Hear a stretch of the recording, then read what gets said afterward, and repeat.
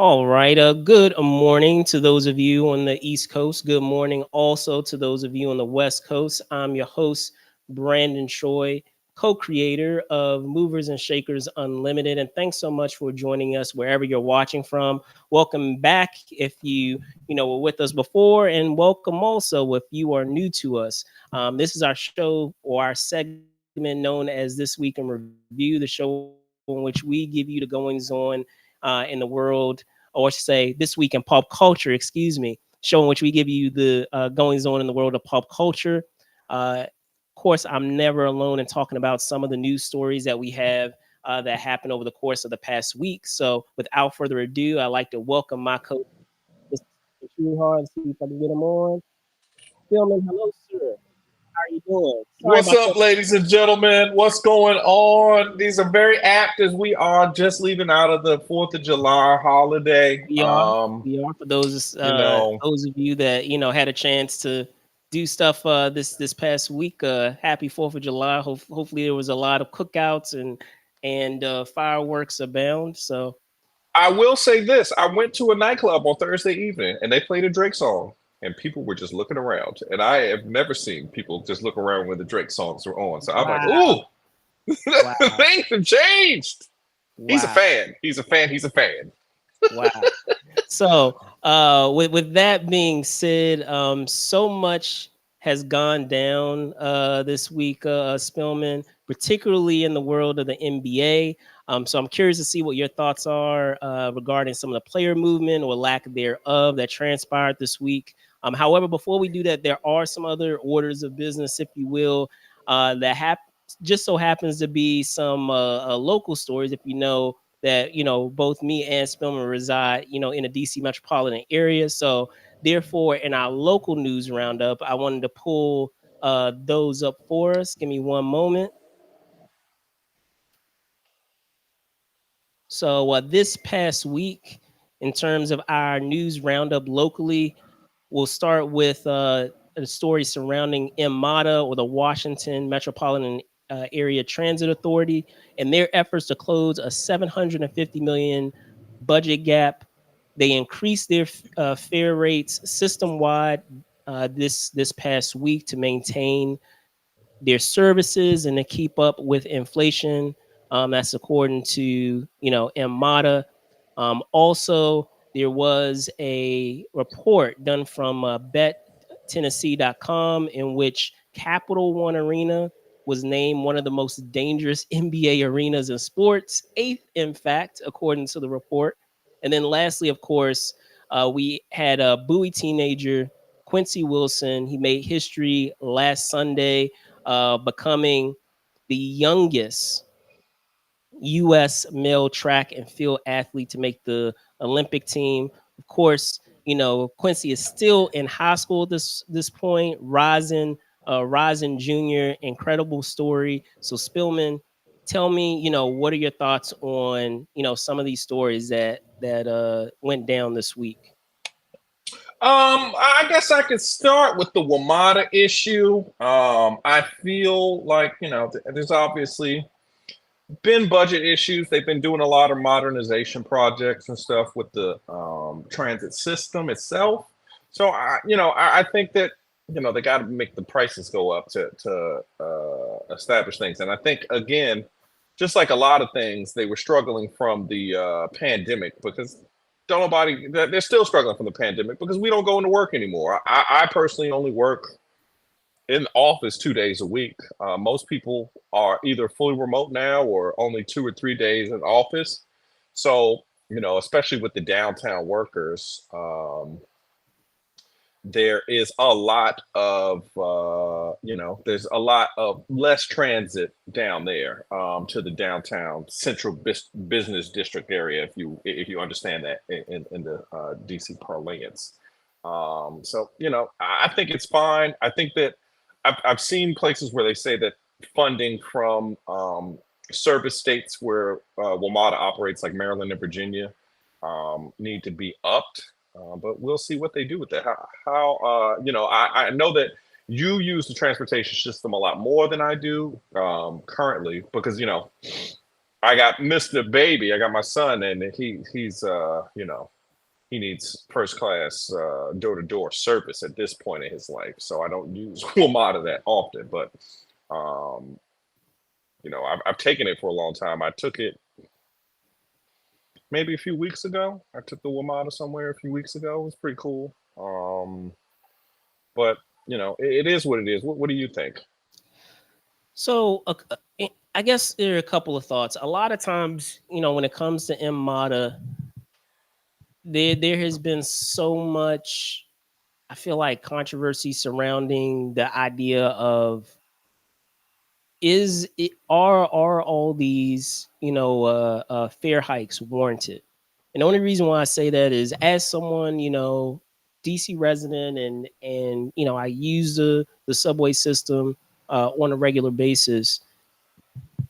If I were to compare it to some of our other cities that we have, it's crazy to me to have just that idea of, not only are you saying that we're having a tax hike, or an increase in our, or increase in our fare, but you're doing it in lieu of policies that are already in place, that already make the subway system uh, um, expensive as it is. Like, it, DC, in comparison to some of the other places that I've visited, where I've had a chance to experience their subway system, where I want to say, and correct me if I'm wrong, we're the one place where we increase our fare based on the time of day.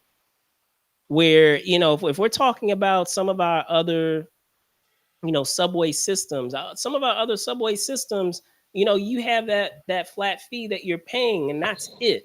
It's not uh uh you know Surge non-rush hour pricing. time, rush hour time, peak Yeah. rush hour time, and now you're trying to add another tax. I keep saying, I apologize, fare hike on top of that is insane to me. And the thing that also makes it frustrating too is, while we're talking about all of these fare hikes and all of those circumstances that we have with what we, as folks in the DC metropolitan area with our subway system, have to deal with the differences in fare, is that this also happens in lieu of issues with the subway system in and of itself, of being able to get from point A to point B, to be able to have the proper communication of delays that happen. I don't know how many times that I have been on the subway system, and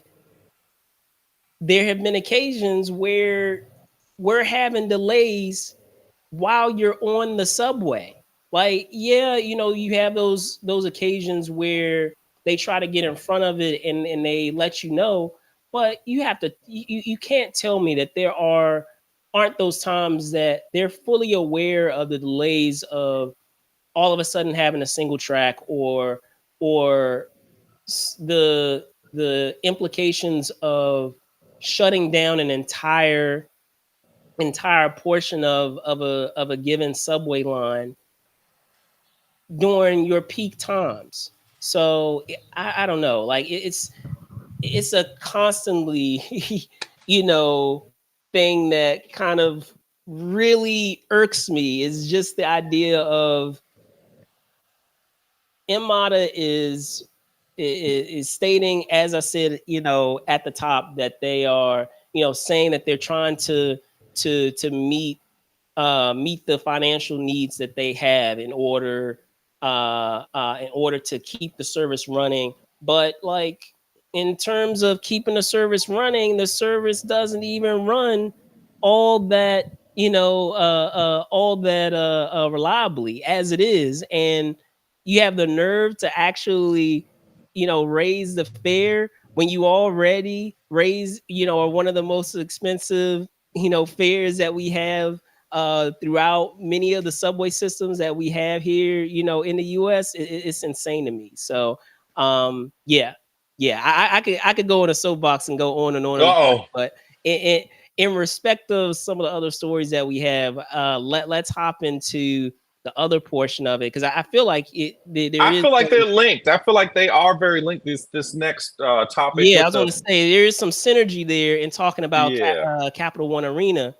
And first off, it's a bummer to see that my actual team, the Golden State Warriors, are on this list. I don't know if you saw that. I believe they're tied for fourth according to the story. Your Lakers are not on there, so good on y'all. Y'all not on this like top 10 most dangerous NBA arena list, but I feel like there is some synergy there because we you have you have that specific metro stop that we have with Capital One Arena. For us is it's Chinatown, and there is I feel like it's unfair on the arena in and of itself because there are other places there that I feel attracts a lot of the issues that they say go on that have played a role in the arena being among the most dangerous. Whether it's the shops that we have, whether it's some of the restaurants that we have other things there that I feel play into that role, um versus us just intrinsically just saying that the arena is to blame. So I'm curious to know for you, what are your thoughts on that play into it, because I feel like there is a synergy there, but I just feel like it runs deeper than just explicitly saying it's the arena. I feel like it's like you said, it runs deeper, but I think that looking at raw crime statistics don't really tell us what it is about an arena that has quote unquote crime. I feel like a lot of it is like, this was an argument that famously Ted Leonis tried to make for why he needed to move the Wizards, the franchise, to a stadium that was in Northern Virginia. When you really look at it, the he would say he tried to connect the crime with why the numbers were down for attendance at games, but honestly, it's that they have a bunch of teams that aren't good. So, I felt like, we pay attention to things in a weird way. I feel like if the, um, you know, because of quote unquote population density down there, but it's not really as dense as you think it is with all those buildings. Statistics would be crazy. And also that's a very transient part of the city It where is. you can get And it's a it, you can get major it's a it's a major major what do you say, hub. transfer point among our It's a subway system. major transfer point. Like, most people come from the south side to go to upper northwest or to downtown through Or there. to Virginia. Um, I mean, we have what, our and they go airport? south to Our Virginia. airport is Yeah, going in that direction. it's a All that. hub for all of that. So it's just, again, seeing the Capital One Arena being singled out in that way is kind of eh. But I do know that there's a lot. When there is a lack of business, and after the pandemic, a lot of businesses in Gallery Place closed. They used to have we've talked about it on the show. They used to have Urban Outfitters.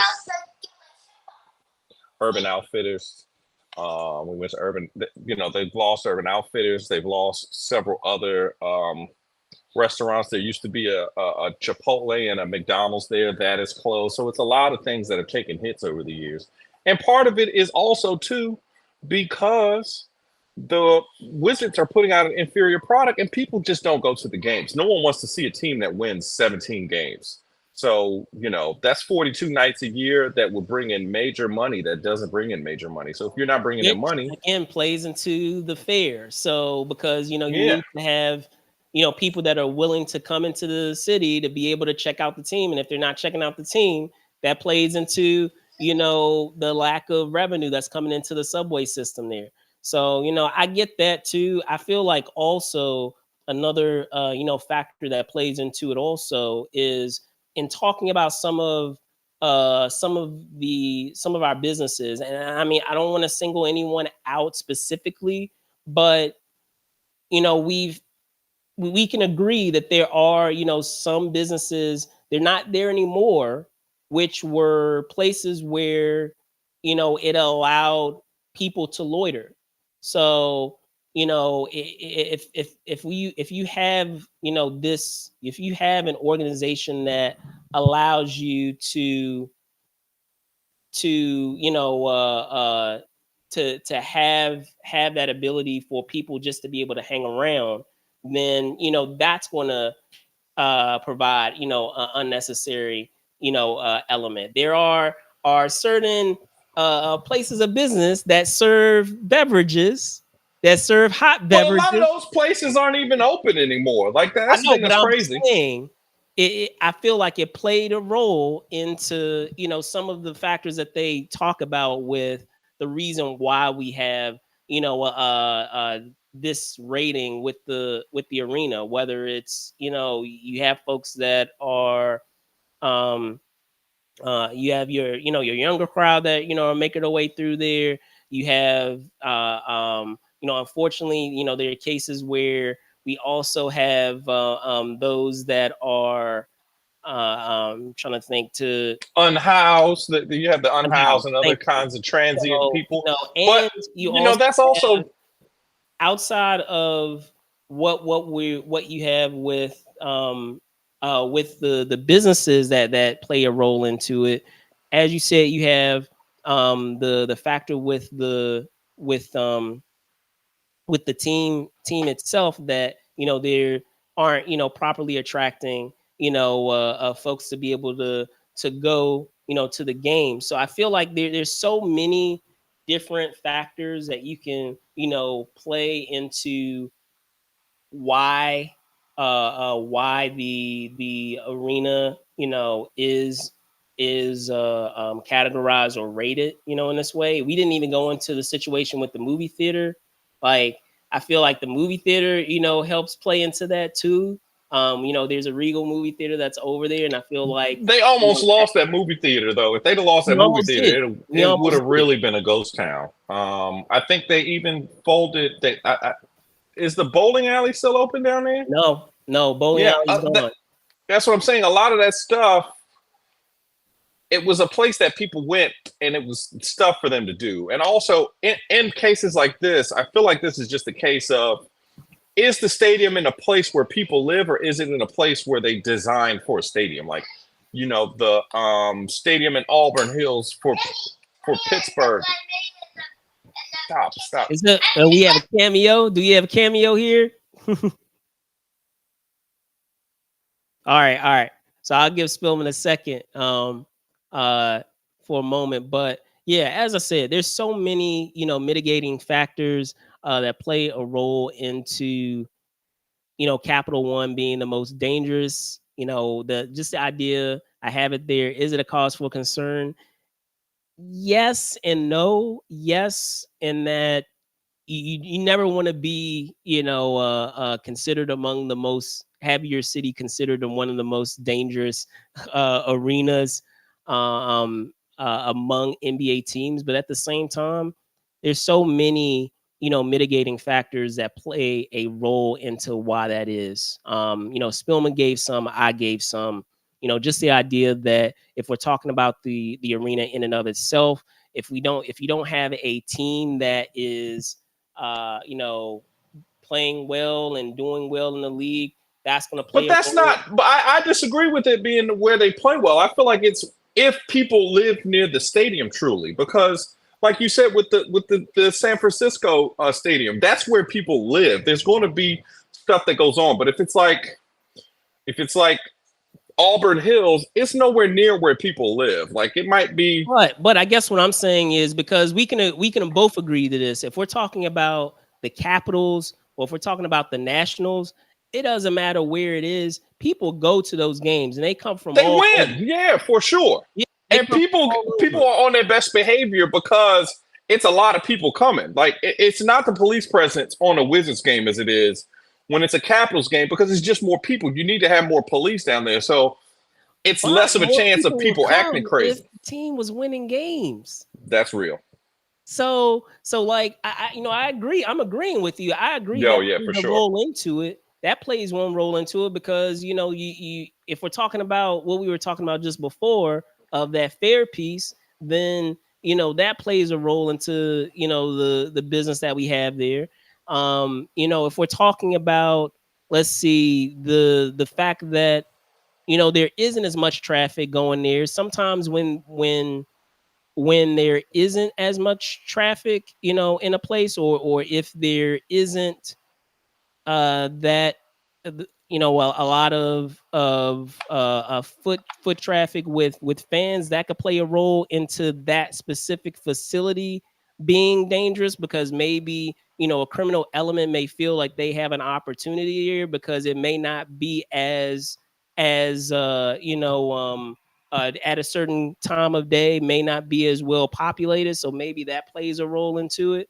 You have some of the businesses that I just mentioned. Um, uh, uh, there's some, as I said, there's some businesses that are no longer there, where we're talking about certain places that sell beverages that I know for a fact that is becomes a spot where people just hang out and they just loiter in that place.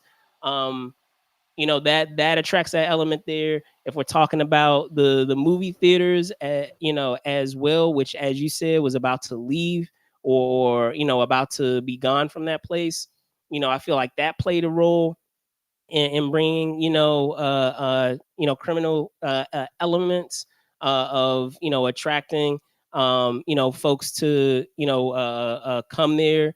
um and I mean, they're even with some of our with the subway system in and of itself, that also plays a role also, because, as you just said, and I mentioned also, just that idea of it being a transfer point, of it having you know that capacity to have foot traffic, provides, I feel like, opportunity there for crime to happen a lot of times. So,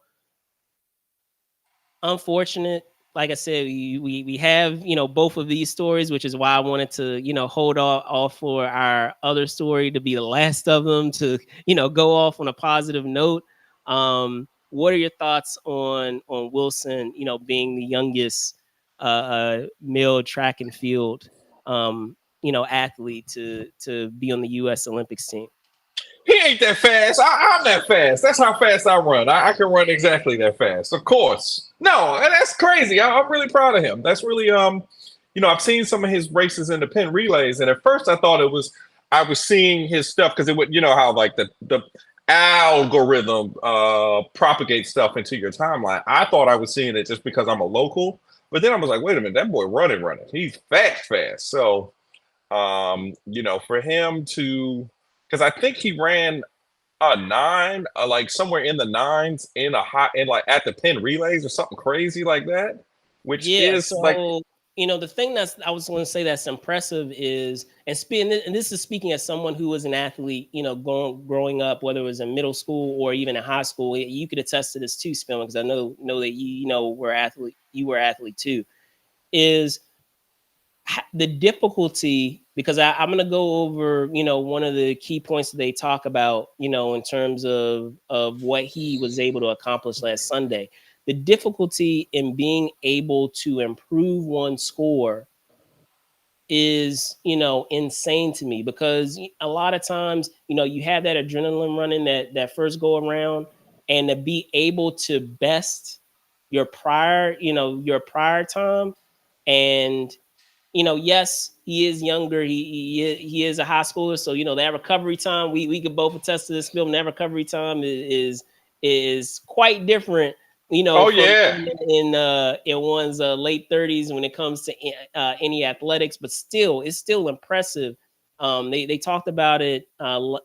What he accomplished last Sunday. He was able to secure a best time of 44.59 seconds, which surpassed his own under 18 world 400-meter record in the semifinal, to be able to advance to the final. So, it said that it was his second time that he beat the record in 2 days, after clocking in at 44.66 seconds a few days earlier on Friday. So, beating out other runners in his heat and grabbing the record for his own. So not only did he set a record on one day, he was able to beat that score, his own time that he already, he beat out his own time a few days later, which is, insane to me.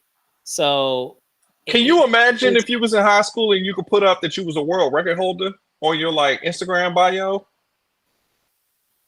yeah, And it'd be like, no, I be beating grown men, right, professional grown men. Like right, these men right, be paid. I still live in mama house. right, exactly. That's crazy. That is crazy. So, shout out to Quincy Wilson, Bullis high school student, as I said, rising junior, uh, lives resides in Bowie. Incredible story. The fact that even at his age that he is going to be in on the U.S. Olympic team. Incredible. I'm looking It's forward to crazy. actually, checking out his, being able to check him out once he's, competing for the Olympics, for the gold out in Paris. Incredible, incredible story. So, without And further ado, again, track and field is a men's sport. This is not like gymnastics where generally you'll be in your teens or so because that's the highest level of flexibility that you have. It's right, not like it's some of the other sports that tend to be a little bit more younger. But track and field is a man's sport. Most of the time, I think Usain Bolt was like 24 or in his 20s when he started really winning races. So for this guy to be doing it at 16 and he's still got 2 years of high school left is one of the most scary. amazing feats that we've seen. It's So scary. that's crazy. It's scary. With that out of the way, I want to get into our main event, so to speak. I know I was teasing it a little before and talking about just some of the movement that we had in the NBA, or in some cases, as I mentioned, lack thereof. So I'm going to get into it now and pull up our main events of picture here, which, as you well know, we always utilize as our background, whatever our main event story is. But there were a number of moves that were made throughout the NBA over the course of this past week. So I'm going to run it down. Here we go. So we had Russell Westbrook. He took a $4 million option to return to the Clippers. We had Chris Paul, who took a 1 year, 11 million plus deal with the Spurs. We have Paul George. He took a 4 year, $212 million deal with the 76ers. Derek White, a 4 year, $125.9 million deal with the Celtics. Jason Tatum, a 5 year, $314 million extension with the Celtics. Donovan Mitchell, a 3 year, $150.3 million extension with the Cavs. LeBron James, a 2 year, $104 million a deal with the Lakers, and Buddy Hield, a two That's year. 111. Oh, excuse me, It's 111. yeah, because Oh, you got to count the correction. 7 million that they gave for Bronny, because that was a Correct, package correct, deal. correct. It's Oh, I like the little 111. asterisk there. Okay. So Buddy Hield, a 2 year, $21 million deal with the Warriors. Now, Spillman, I felt that it would be fun if we gave some grades to some of these deals, and to see if some of these moves are beneficial to the team, or do they make sense.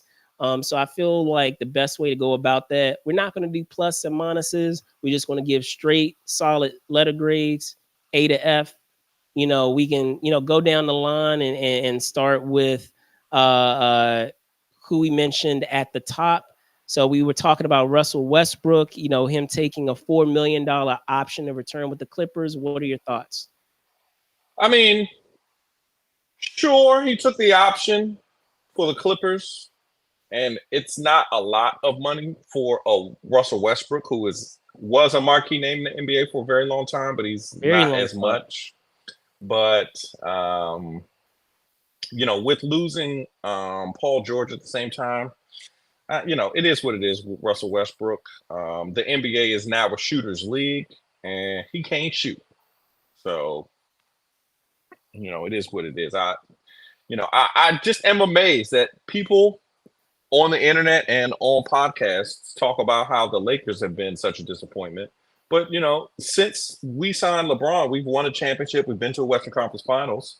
I don't remember the other team at Crypto Arena doing anything close to that. So it's just interesting to me. I just wonder what you guys are seeing. The Clippers, they signed a bunch of former MVPs and future Hall of Famers, and they have literally nothing to show for it. Because we could say that now that Paul George is left, that era's over. So I give this like a C minus. It's like, okay, you turned in the assignment and you filled out all the answers. No minuses. So you give it a C? I give it a C. It's it's lukewarm. I would say it's a C. What do you think about this? So I will agree with you on this one. There are a couple of things that are a bummer, and just thinking about, there was a time where Russell Westbrook was the bee's knees. Everybody loved Russell Westbrook. He was an MVP caliber player. And it's just unfortunate that because of a couple of years that were played with one team, I feel like it kind of changed the narrative or affected the narrative, of what Westbrook was capable of. He's, in that time, I feel like, redeemed himself, despite, the narrative that was, put out there about him with a certain, LA team, not the Clippers. But we paid him too much when he was with us. You see, he signed, you said, how long was his contract? It was for how many millions of dollars? $4 million. $4 million. We was paying him like 18. That's too much money for somebody who messes up the spacing in this NBA. You can't pay $18 million to somebody who messes up the spacing. But who played a role in getting him to the Lakers? The Wizards, because they traded. No. For Kuzma. Who wanted him on the Lakers?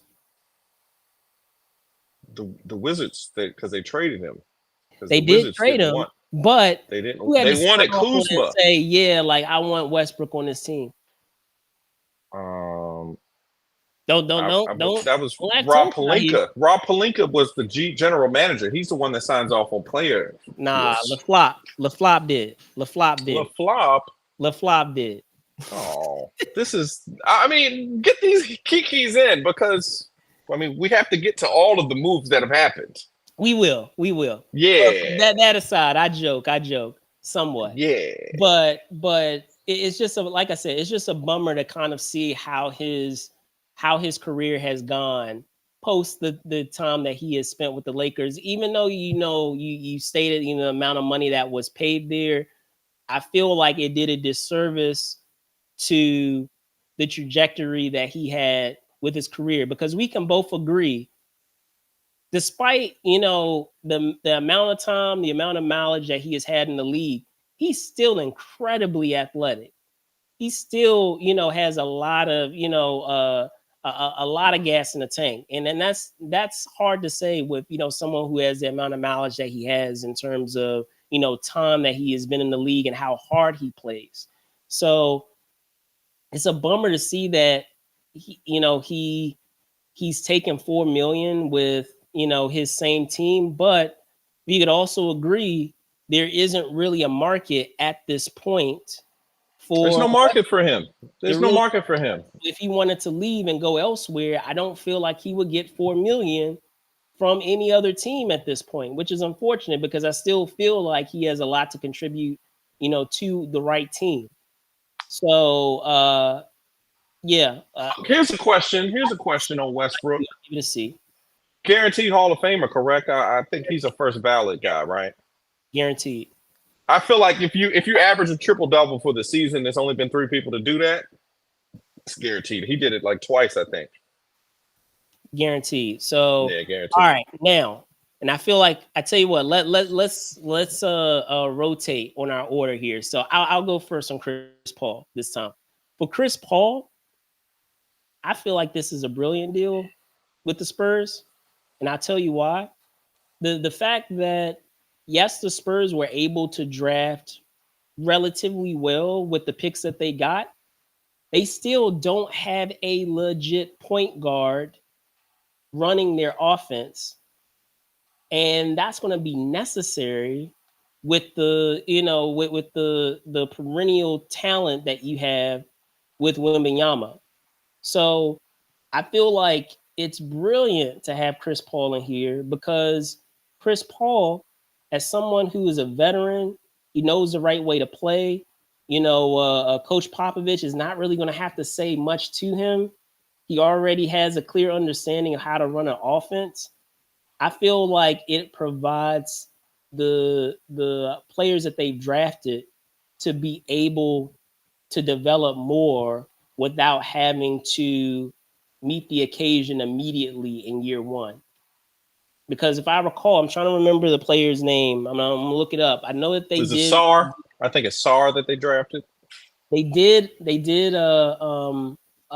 draft a point guard. However, in drafting, the point guard that they have is going to be a lot to hand him the keys for the team in his first year. That's going to be a lot to ask, and to be able to work behind or to be able to mentor under Chris Paul, I feel like that's going to be priceless, and I feel like that's going to also provide an opportunity for Wembanyama to develop even further because now he has a veteran point guard that is going to continue to show him how to play, in this league. Not to say that he's not capable of playing. We saw that he was very capable and talented to play this past year, but I feel like that development is going to take a step forward by playing alongside in a 1-2 game with, Chris Paul. So even though I don't like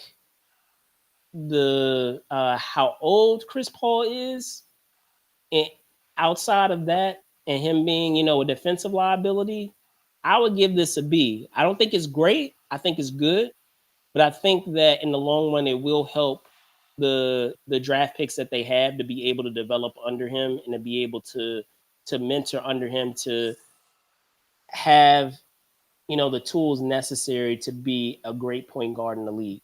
What are your thoughts?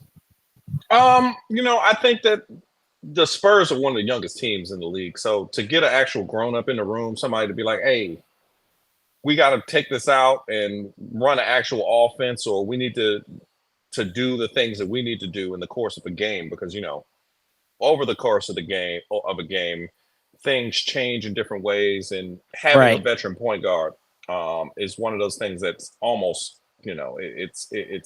it's what the formula was used for the Spurs to win all the championships that they did. Like, we all think of Tony Parker, but we don't remember that Avery Johnson really showed Tony Parker how to be an NBA point guard before he really Right. got going.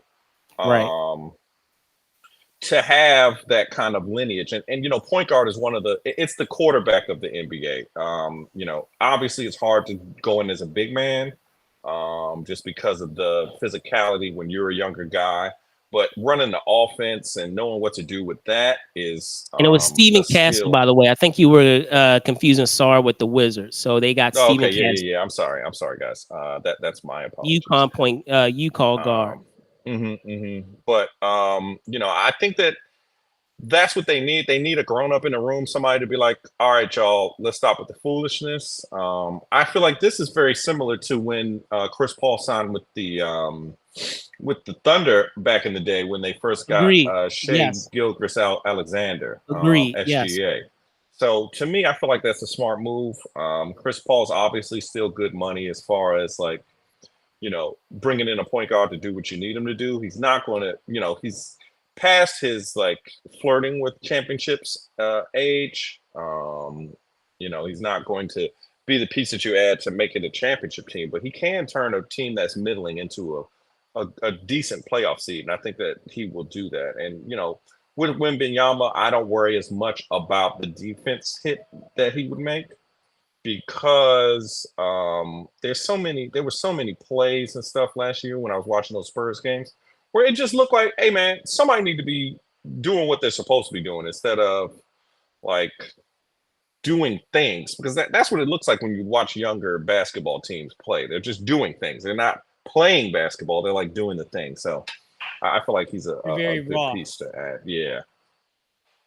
So, did you give your grade? Okay, so this I'd give a B. I'd give this move a B because that's a good pickup for not a lot of money for growth of the team that is, it's something that you need. It's like when you get new tires on your hoopty. Like that's going to extend that hoopty a little bit longer because these tires are new and it won't have as many problems. So I'd give it a B. What about yourself? Oh no, I gave it a B. I gave it a B as well. Okay, I was yeah. saying that it was good. I didn't like, the fact that he would be a defensive liability, with considering, at what stage in his career he is. But on the flip side, I do like the fact that he will, be a veteran voice in the locker room, and that he will also provide, some mentorship to, those that they've drafted to that team, and it allows those players to be able to develop, a lot faster by playing with a veteran like him. So I give it a B. I don't think it's the greatest pickup, but it is a pretty good one. Um, Now moving on to Paul George, I feel like similarly, this is what I would say is, and don't mind me, guys. Like I feel like I'm a hard grader. I would give this a B also. I do like the fact that the Sixers are getting another scorer in Paul George. However, even though they are getting another significant bump by having another a third scorer with their team, there is some cause of concern. And those cause of concern deals with track record. With the Clippers, Paul George hasn't really in the last couple of years been able to demonstrate that he can continue to help a team go deep into the playoffs. And then, additionally, if we're talking 4 years, he's not a young guy. He is, within his prime, but I feel like those 4 years are going to start going into the other end of his prime, the tail end of his, prime. So, it provides an opportunity, it provides a window for the team to be able to win now, because you can also say Embiid is that same way too, because he's not very durable.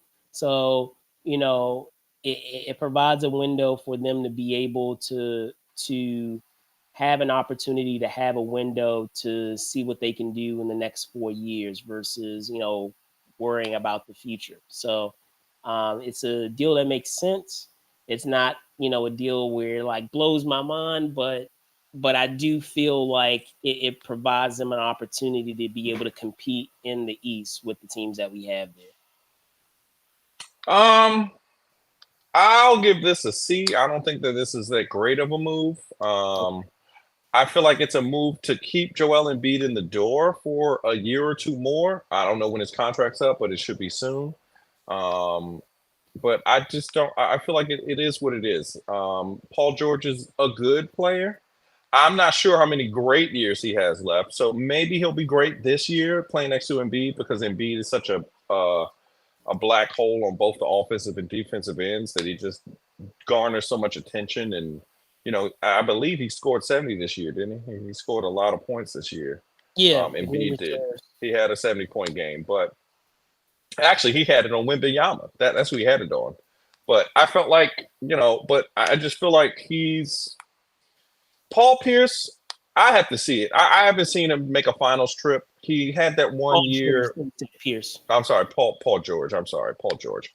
Um, but he's just got to do something where he actually goes to the finals and competes for a ring, because he's always been an outlier kind of a guy and never a contender. He's never been a contender. So even with those Pacers teams where they took that tough R&B picture together, that was not like, we were like, that looks like a cool team, but they're not going to beat LeBron. And they're not adding Paul George to the Sixers does not make them better than the Celtics to me. So it is what it is. Or even Milwaukee. They're not better than Milwaukee right now. I don't think that they're better than Milwaukee. Um, they might not be better than the Knicks. I don't think that they're better than the Knicks because the Knicks added what's his name? Bridges, Michael Bridges, or not Bridges? Yes, Is that it? I think so. I believe so. But go ahead. Yeah, but I don't think they're better than the Knicks. So a top four team in the East. That's crazy for someone of Paul George's level to be only adding it to a top four team. But I feel like also Paul George and guys like him struggle from being in the LeBron, Kevin Durant era, where they're small forwards who are successful, but they don't go to the finals every year like those guys did. So it's just like, okay, yeah. So that's where I am. Okay. All right. So we have Derek White, 4 year, 125.9 million. Um, I'm actually going to give this an A. And the reason being is that I feel like even though it seems like a lot of money to a lot of people out there for 4 years, I feel like they're still getting Derek White for it, still considering the impact that he has on that team on both ends of the floor, whether it's offensively and defensively. To be able to have a player that is a two-way player that is you know important for you not only on defense but also invaluable. That's the word I was looking for. So not only invaluable for you on defense but also invaluable for you on offense. That's something hard, very hard to be able to come by in today's league. I feel like a player is either very talented defensively or very talented offensively, and it's very rare to be able to get both within one player. And to be able to get that player with the deal that you have for the 4 years that I see here for 125.9 million is, I feel, a steal, because I feel like for 4 years that Derek could likely have asked for a little more money considering the amount of impact he has for that team.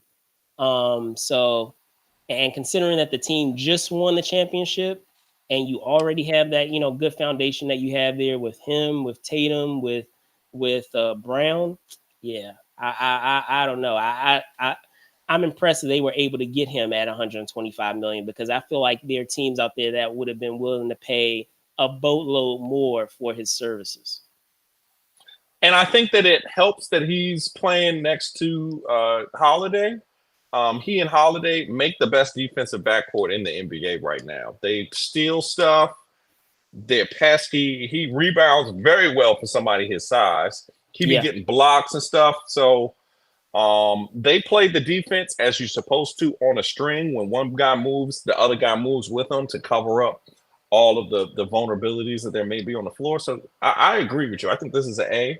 Um, I'm happy that the Celtics are paying all this money and the Lakers are not, because I think that either Brown or Tatum is going to get a half a billy. I think they're going to get it. So it's just a lot of money. They're just making money right now. So with the league getting more TV deals, this money seems like a lot of money, but we're going to look back and be like, man, they were only making $120 million for 4 years. They make that in a year now. So, the money just goes up with more corporations, more eyeballs. Um, it's sad for me to see. I don't want to see the Celtics doing good. As Yeah, you learned I feel like last week, I'm not a they big got Celtics fan, ladies and gentlemen. You might call me a hater. But yeah, no, I feel like they got him really cheap. I feel like he probably could have gotten like 50 or 70 million more with another Yeah. team that was willing to, take advantage of his services. But those other teams, even though it would have been 60 or 70 more, don't have an opportunity, to continue to win. So, that it makes sense that, he took it. And again, like, don't cry me a river, y'all. 125 million over 4 years is still a crap ton of money. But I'm just saying, in the context of today's league and the contracts that we're seeing out here, which I'm about to get into some of our other ones, um, it's it's crazy that they were able to steal him, for 4 years, 4 more years with that contract that he has, that extension, while it's still a lot of money. Now, Jason Tatum, 5 years, 314 million. Yeah. Here, I mean, it makes sense. He's been a lifer pretty much with the Celtics, since he started his career.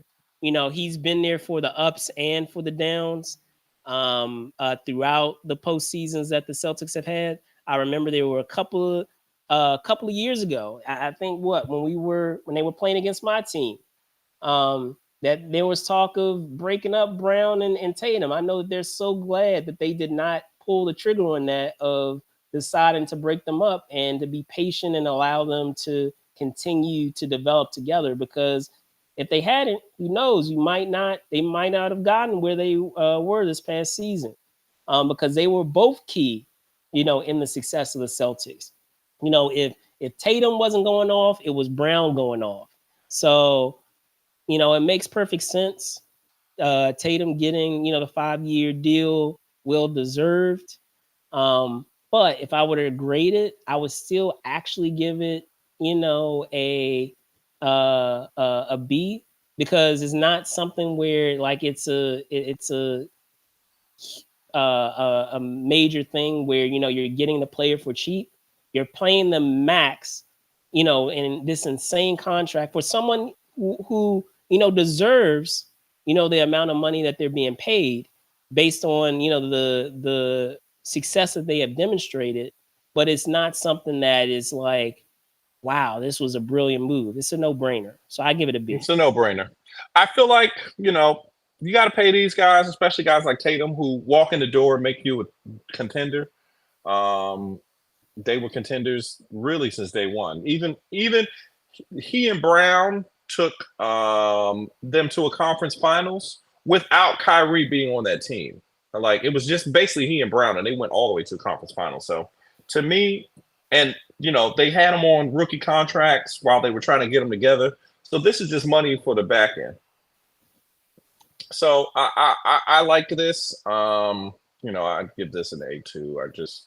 I hate that such good things happen to such horrible people. Like, I just really wish that, I hear people talk about Tatum and Brown. Like, if the Lakers would have drafted Tatum and Brown, they would have traded them for Anthony Davis. And I don't think so at all. I don't think that the reason why they were traded for Anthony Davis is because Brandon Ingram and LeVar Ball were not good enough to get to a conference finals. Period. They just weren't. They're not all-star level players. I think Brandon Ingram may have gone to one all-star team, but that's because he's chucking on a team that don't win a lot. Like, but to me, I don't feel like if LeBron, but the only problem, and I see why the Lakers probably didn't draft those two guys, is because they played very similar positions to LeBron. But I feel like as LeBron has gotten older, they would have played well with him. So I'm just upset to see that the Lakers, were going for splashy picks instead of the guys that were good, like Tatum and Brown. Hindsight 2020, it may be an all-time blunder to not draft those guys, but it is what it is. It is what it is. Now, getting into Donovan Mitchell. Well, actually, no. I'll punt it over to you. I'm just going around because I did get into the first two there first. So, what are your thoughts on Donovan Mitchell? 3-year, 150.3 million. I feel like that's a steal. 50 million for a franchise player is what they cost. That's what they cost. It's actually a little bit cheaper than what the Celtics just paid for Tatum. So to me, that's fine. I feel like they need to pay somebody. He was hurt this year, so the team didn't do as well. But when he was playing out there, he was crazy. He had that big scoring output game early last season. So I don't see a problem with it. I would give this a B because they can't really do anything else. It's hard to get people to move to Cleveland. So if you got somebody, you better pay them that money. I get that. So to me, it is what it is. And based on the way you explained it, I thought that you were going to give it an A. I also give it a B as well. I give it a B, same reason that I, specify with Jason Tatum. It's a no brainer. He's pivotal to the success that they have there. Outside of him, the only other person I feel like you have, I mean, yes, you have Allen, but you have Garland there too, and there's some nice pieces, Mm-hmm. but still he is a key part of those pieces of the success that they're going to have, with those said players. But um, I will also say, which is why I give it a B, is that we can also agree while Donovan is a outstanding scorer, a key part of what makes him effective is his athleticism. A lot of times we have a lot of players out there that can still be effective without being, crazy freak athletes. And having that component in his game is a key part of his game. So it's a no-brainer for me, but at the same time, like, the reason why I can see how he's not getting, 60 plus million is because he's demonstrated this year that he still has a capability of getting hurt in terms of durability. So, and that is always concerning when you're dealing with players that you have. While it's awesome to have those freak athletes, when you have players that are athletes like that, especially athletes who are undersized, because he isn't a He's huge not. player. He's not a 6'6". He's not Yeah, six he's not six a at the 6'6" shooting guard. guy. So when you take away that freak athleticism, that is going to affect the type of player that you have. So while you still have a franchise player, I understand why you're not paying. You're paying. I feel like you're paying what's the expected amount for your franchise player, but you're not paying like that a monstrous amount that we're seeing with Tatum. It's not 300 for 5 years. It's not 300 for five But you're years. also not what, like 6'8", 6'9". Yeah, So like that you can't teach height. Height is height. If you're tall, you're tall. So yeah, that's real. Especially in this game. yeah, for sure. And to be able to have, that type of game with that size. To be able to have those guard skills with that type of size. Of course, you're going to expect it with a guard who is, not a big guard. But for someone to be a guard slash, forward, and to be able to have, that skill set, again, invaluable to have for your team. All right. So I'm gonna get to your guy. I'm gonna get to LeBron James, 2 year, 104 million. I know you put that asterisk there of 111 million That's 111 million dollars.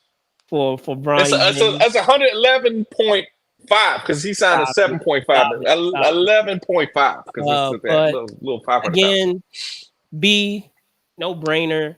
As much flack as I give LeBron James, it still is undeniable that he is played out of his mind, considering, you know, the point he is in his career, how many years he has been in the league, and he is still, you know, 20 20 plus, a game, 25 on a given game, a game score, which is unheard of considering, how many years he is in the league at this point.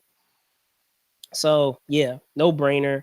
Um, Also, by doing 104 million, I feel like that gives an opportunity to perhaps find, another player, um, versus paying, almost 60 million plus, and then on top of that, you don't even know how much longer he's going to be playing with you. So I mean, it makes sense. It's another no brainer. Two years, 104 million. Your thoughts? I give it a B. I'll give it a A because the Lakers are a team that is trying to stay relevant. We managed to keep our hands on a top 10 player in the NBA. Say what you will about LeBron. He may be old. He may be long in the tooth. We may be tired of looking at him. But he's still a top 10 player in the NBA. And to get a top 10 player for 2 years for only $52 million a year, that sounds like it's a crazy number, but it's really not a crazy number. That's not, like we just said, it's not 60. It's not 60. Obviously people are going to compare this to the Kobe contract at the end of Kobe's career. But to me, Kobe was not as good as LeBron is right now at this point in his career. He was having a lot of injury problems. He was a bad volume scorer. And just to have a guy like LeBron on the team just makes everything work better. I did put the asterisks on there because they got Bronny. Um, Obviously, we did talk about Bronny last week, but to keep LeBron on the team and to have that Ken Griffey senior and junior moment probably between them will be glorious. They'll be playing that for the rest of our lives, and we're gonna really. I just want you to know you're going to see that for the rest of your life. So we're always going to talk about that moment when Bronny caught a oop or something like that from LeBron, and they shared the backcourt or something like that. I'm more Um, excited for the prospect of Bryce James playing versus Bronny playing, but fair but enough. we are talking about that, but we're not talking about that right now. We talk about Bronny. So you know, and LeBron. So I think it's just cool. Obviously, we've been having trouble with getting free agents, but one thing we do is if you win championships, we pay money. So that will always attract free agents. LeBron is a little bit long in tooth, and that just doesn't equal I'm gonna make my future plans to be with you. Because you're just old, unfortunately. People are not going to sign up to go to the Lakers because LeBron is on the other side of 35. He's almost to 40. So I wouldn't plan because just like with the election in a certain part of the calendar's coming on next year. People are like, hey, is this old guy going to still be here? Why are we voting for the old guy? So, I think that's fine. We managed to keep our band together on this side of the street. Let's talk about that other side of the street. Fair, fair, fair. All right. So last but not least, we have Buddy Hield, 2 year, 21 million dollar contract with the Warriors. Um, I'm actually going to give this one. I was kind of on the cusp of what I would give it. I was really on the edge, but I'm still going to give this a B. Um, I'm going to give it a very optimistic B. The reason being is that Buddy Hill is a very capable shooter, and now that we no longer have what's his name, we no longer have Clay Thompson. Can't believe I'm saying what's his name, but Clay Thompson on the team. It's unfortunate that we're not going to have that amount of firepower, with our team, with our offense. But to be able to get a player who is capable, who has demonstrated in years past that he is, a very capable shooter and a very effective shooter over many seasons, to be able to only get him for what's that, about 10.5 million for 2 years, that still allows you an opportunity to kind of fill that vacancy that you had with Thompson. And then, if it doesn't work out, if the fit doesn't work out, it's not putting us in a bond by having him for a whole bunch of years. If he ends up working out, great, he can get an extension. But if he doesn't, it's only 2 years.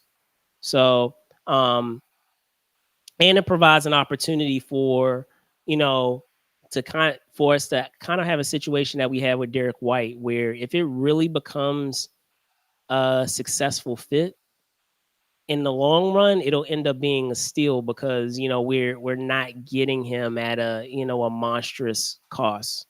So uh, I wanted to make it an A, but the only reason why I said an optimistic B is because while all of those things that I just said are great, he still hasn't demonstrated that he is the type of scorer that Klay Thompson was.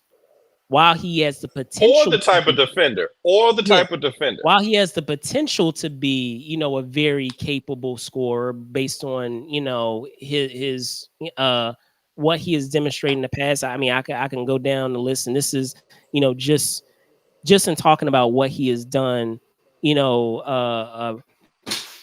me. just what he has done recently. He has had 200 plus three pointers in six straight seasons, with a career shooting 3-point shooting percentage of 40% or 7 attempts per game. So he is a capable scorer, but is he able to score at the clip that Clay is? So that's the only reason why I just don't give it a, but I still give it a B. Good thought. Okay. Obviously I was playing the funeral march earlier for the death of this dynasty that we saw that has been Okay. a thorn in the side of LeBron James. But I feel like this is going to be a real answer to a question that we've always had. Is Clay as good as he is because he played with Steph, or is Clay as good as he is because he's as good as he is? I feel like the 60-point game where he took 11 dribbles, that's amazing, but that's kind of a statistical anomaly almost. Obviously, he had that big third quarter, and he had a nickname for being the guy on certain games. I think is Game Six Clay. Is that what they call him? Game Six Clay. Hmm. Sad to see him leave. But I don't feel like I know that he's going to Dallas and they're paying him a lot in Dallas, but I don't Well, feel as actually, though no, it's not all that much. It's a 3-year, $50 million deal. In I relation. feel like that's a lot because I don't feel like in the last 2 years that Klay Thompson has really been an NBA player. I don't feel like he's been in the NBA, but I don't feel like he's good enough to play in the league still.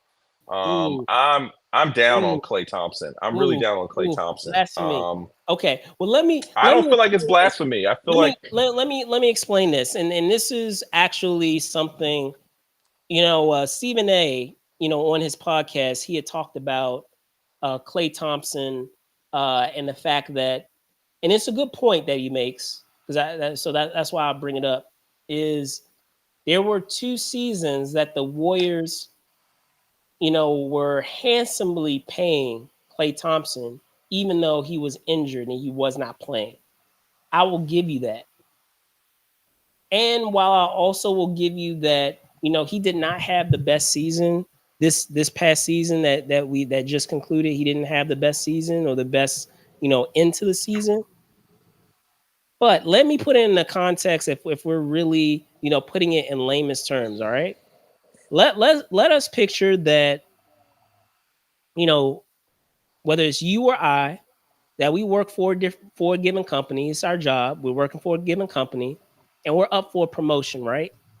And we have 2 coworkers. One who's a younger coworker, it's their first year with the company, and then we have another one who's a contemporary of ours who has been working just about as long as we have.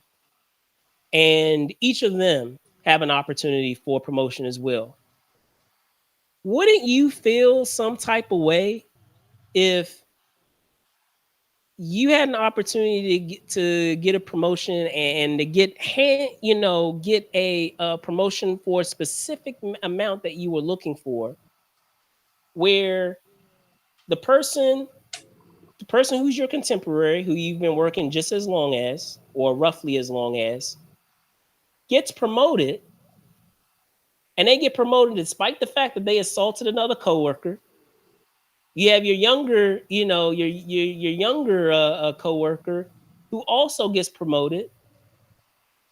And then when it comes time to promote you, they're like, I mean, we can promote you, but it's not going to be at the amount that you're asking for. Wouldn't you feel some type of way? I know I would. I feel I some. would, but I mean, I'd also have to look at myself and be like, I do be late all the time, and I don't be following company policies, and people do have to check my work a lot, even though I am supposed to be like one of the leading people in this position. But that you know, the reason why they paid Draymond and they didn't play Clay is because Draymond still is Draymond. Clay's not Clay no more. But is Draymond really Draymond? Like, yeah, He's yes, still Draymond. Draymond. Don't get me wrong. Draymond is a He's a pinnacle of our defense. I understand that. he's also your point guard. When Draymond, because look, They were a playoff team without Clay on the team. Without Draymond, they couldn't. They were like a lottery team. I They were a suppose lottery team. I Y'all would were a go lottery that team, way. bro. Y'all were a lottery team without Draymond. And I know that this is controversial. People don't like Draymond is a perfect example of people who actually know basketball and people who just look at stats and stuff. If you look at Draymond's stats, like when my son is our age, I'll talk about Draymond to him and he'd be like, "But daddy, he didn't even average double-digit points. How could he be as good as you say he is when he's the whole offense? Like Steph be hitting the threes and Clay be hitting the threes, but Draymond is the one that dribbles the ball most of the time. He's the one that does the assists and stuff. He's also the whole defense. So to me, I just don't feel like Draymond and Clay are in the same universe as like importance to the franchise because without That's Clay, they could still now, make look, this. I understand what you're saying. I do understand that he is a point forward for our team. But at the same time, like you still can't deny that while he plays those roles for our team, while it was tolerable maybe a couple of years ago, based on how effective he was in each of those roles. And it's not to say that he isn't effective now. He still is effective, but it's I still not disagree. the clip as it used to be. And I disagree that he's not. is it really worth all the foolishness that comes with it? At one time, yes, it was, because based off of the production that was given. And like I said, it's not to say that he's not, he's not an effective player. There, a number of teams that right now, if he wasn't playing for the Warriors, would pay him for his services, for what he could bring to the team. He But said he was going to go to also Memphis. He said he was going to go to Memphis before they paid him. But we can also agree he is still not the Draymond of 4 or The 5 years fall off is ago. nowhere near as far. The fall off is nowhere near as far for Draymond as it has been for Klay Thompson. Klay Mm. Thompson hasn't been good since since he tore his ACL. If we're being Yeah, completely but you can't honest, deny either or I should say the championship run that the Warriors had a couple of years ago. That would not have been possible without the return of Klay Thompson. Can we agree on that? Or I do don't you know. want to say that they still would have gotten to the finals and won I that think they finals? still would have got to the finals without Klay. I think Oh, Klay helped, but I wow, don't think wow. it's like I really don't think that Klay being there was the reason why they got there. Like I think when they added Andrew Wiggins, that made them a player, a contender again because they had a person who could play defense. When Klay can't do that anymore, Klay was known as the best 3-and-D guy in the game. He was known as that. He's not that anymore. He isn't even starting anymore. Like I don't see where this is. Like he couldn't start for the Warriors this year, and they don't. Like you can't tell me. Like you're a fan, and you don't really know who it was. Like who was it? Kaminga that was playing for him. Mhm. That's crazy. That's crazy. Kaminga ain't no Here's all the star. thing, and I don't, you may agree with me or not agree with me, and that's okay. I feel like that's more of a psychological thing than it is a physical thing.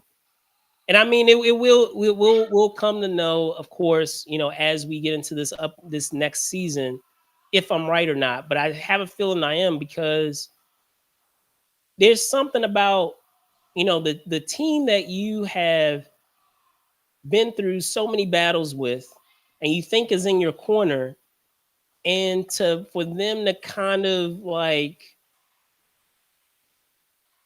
not throw turn their back on you, but to do you that way in terms of showing that they value the time that you spent with them by providing that extension.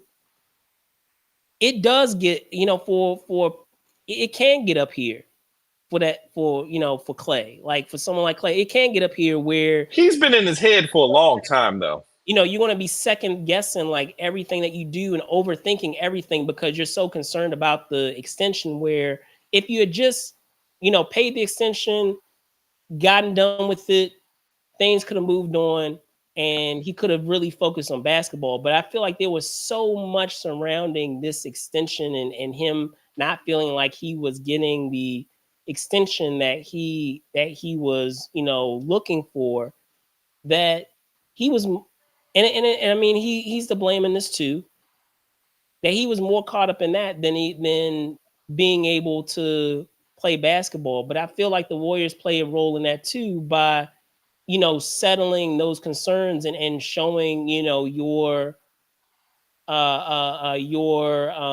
what's the word that I'm looking for, but Loyalty. huh. Your loyalty to someone who brought you four Is championships. And doing I something people totally want. agree with you.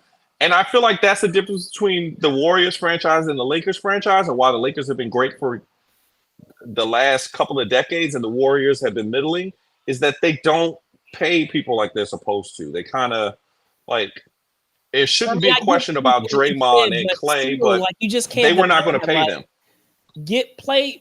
show some loyalty to your players, and the players will go to bat for you, and they will go through hell for you. But like to not show loyalty in that way, I feel like it going back into the idea of just what you just deal with in the workforce. I feel like even though he's worked, doing a contract for less money, because I still feel like the Warriors would have paid more, it just wouldn't have been the amount that he wanted. I feel like he agreed to the amount that he got with the Dallas Mavericks, because sometimes when you're doing a job, sometimes a change of scenery makes all the difference.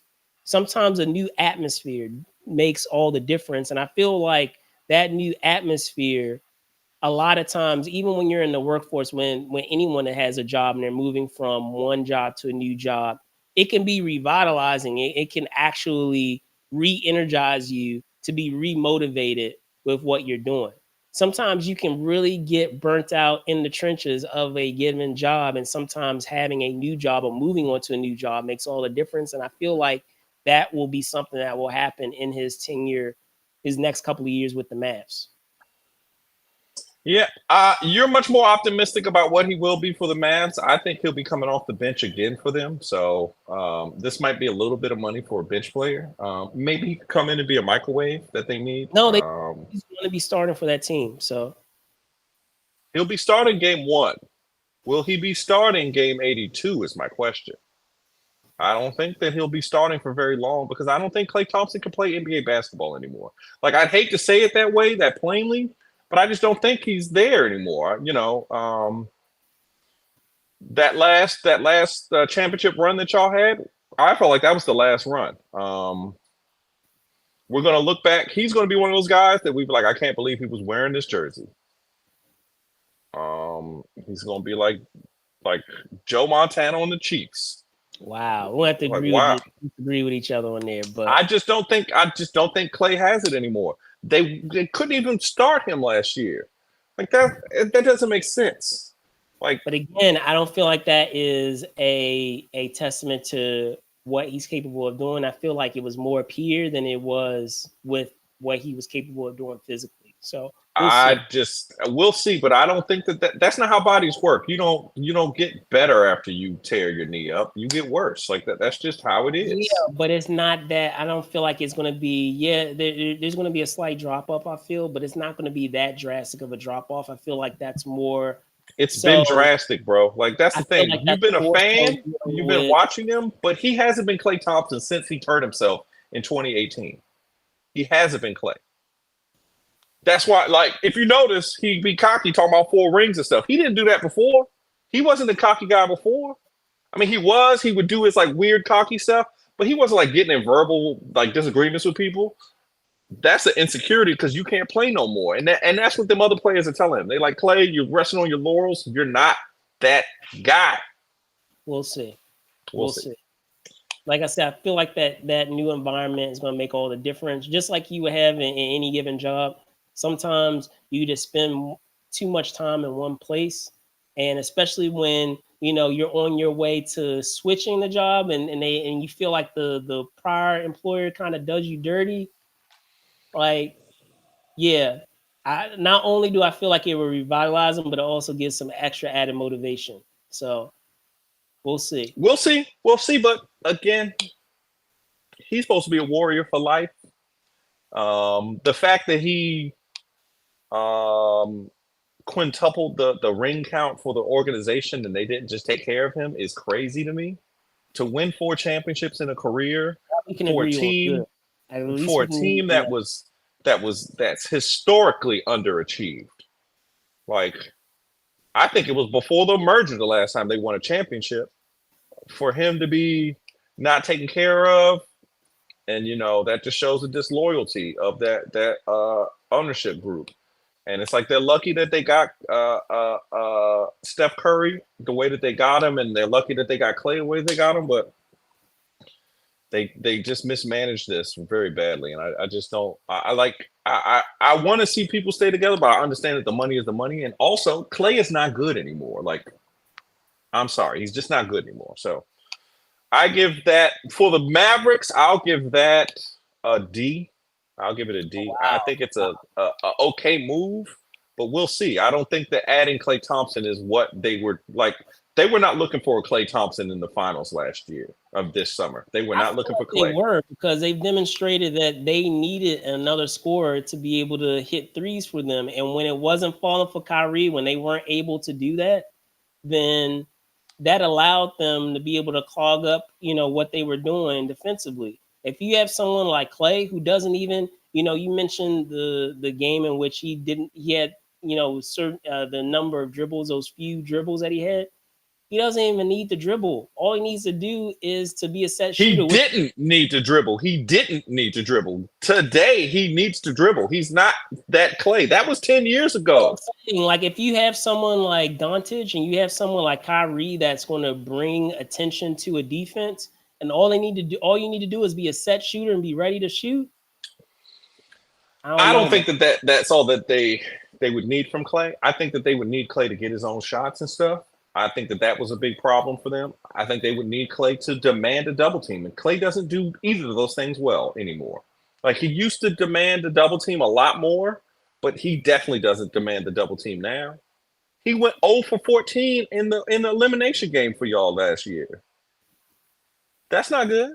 Say like you're asking him not to do as much than what he normally would do, and you're paying far less than what a team would pay for him. Your Lakers team would pay more than $50 million over 3 years. Bill, I think we I can don't think agree. so. I don't think so. I think so. I don't think so. I think they tried to. I feel like they paid more than $50 million over 3 years. That's what No. 16 and some change.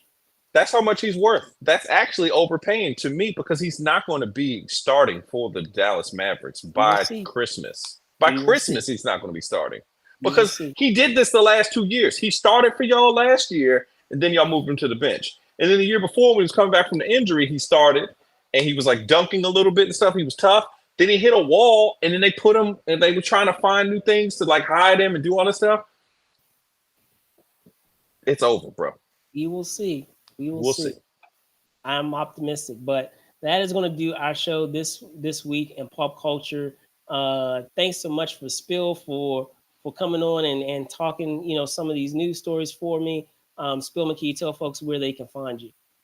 Okay. A quick shout out to my guy Aaron Coonrod. He gave me tickets to the Nationals game the other day, and I was in the luxury box. So shout out to him.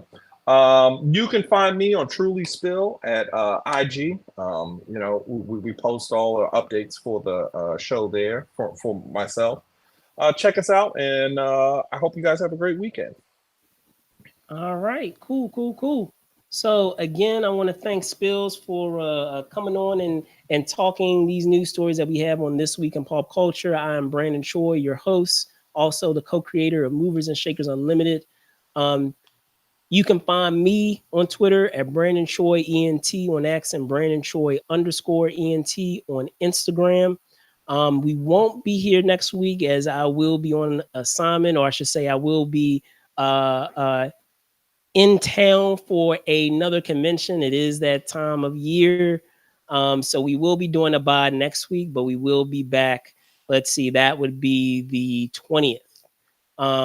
Actually, I'll let you know about that week because we have some back-to-back shows now that I realize that. So it might be, I'll keep you guys updated. Um, that it'll probably be the 20th, but it more than likely We will might be need to take a summer break, ladies and gentlemen. So without further ado, I want to thank you Oh guys yeah, so much for watching. Remember that you can, shoot us some that's stars if right, you ladies and enjoy gentlemen. much of the videos that we do over on Facebook, and you can Love throw on us us. a thumbs up here on YouTube as well. Thank you guys so much for watching. Be safe out there, and